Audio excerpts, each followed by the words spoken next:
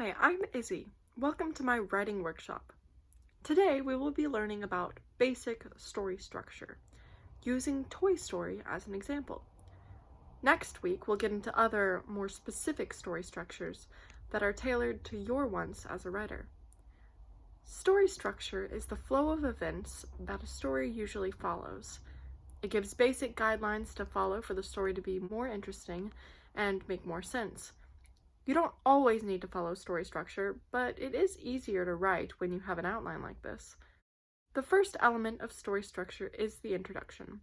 The introduction is where you introduce your characters and the situation they live in. It is probably best if your readers can figure out the context of the story by the end of the introduction. In Toy Story, the introduction is the scene where the boy, Andy, is playing with Woody.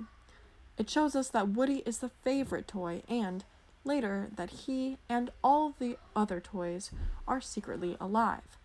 We see that it is the day of Andy's birthday party and that Andy's family is about to move.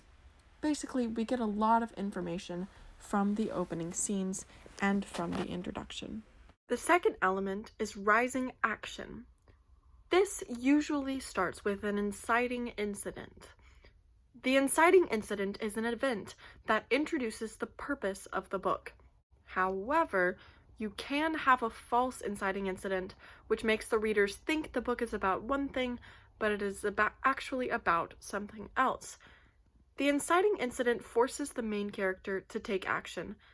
As the rising action goes on, the book gets more and more intense, as the challenges and characters face get bigger and bigger. In Toy Story, the inciting incident happens when Buzz Lightyear is introduced and we see that Andy seems to like him better. After these events, things can never be the same again. At the biggest challenge, we reach the climax of the story.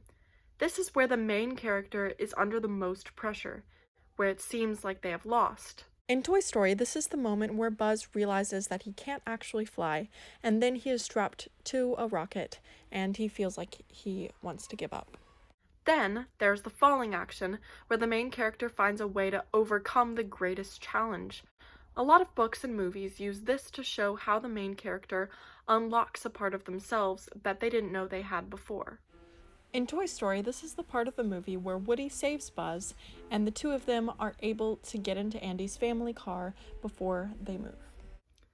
The last element is the resolution. This is the aftermath, the time where we see what changed as a result of all the challenges the main character overcame. The resolution will end hopeful and open-ended, or sometimes it will tell you exactly what happened years later. The resolution in Toy Story happens when we fast forward to Christmas, and as his present, Andy receives a dog. We see that Woody and Buzz are now friends, and the toys in general seem more open to receiving new toys into their community. Now, if you are writing a tragedy, some of the characteristics of the elements will be reversed.